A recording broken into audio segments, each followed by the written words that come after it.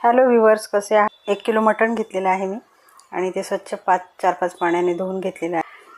तर त्यानंतर धणे, जिरे आणि बडीशोप, लाल मिरची, हिरवी मिरची, लसूण हे सर्व आपल्याला तेलावर परतून घ्यायचं आहे। कांदा मी अगोदरच भाजून घेतलेला आहे आणि हे आपलं वाटण तयार झालेलं आहे। तर मटणावर आपण आता मीठ टाकून घेऊन झाल्यानंतर हळद टाकायची आहे।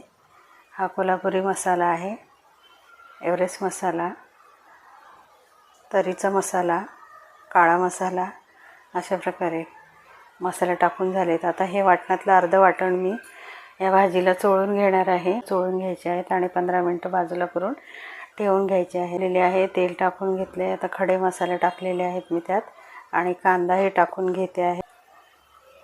कढीपत्ता टाकून घ्यायचा आहे। बघा, आपला मसाला छान फ्राय झालेला आहे।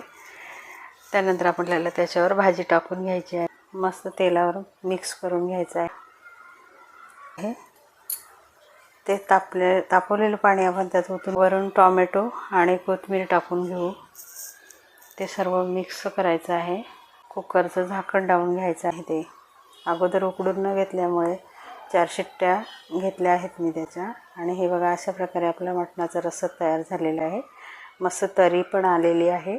कोल्हापुरी झणझणीत मटण रस्सा आपला तयार झालेला आहे।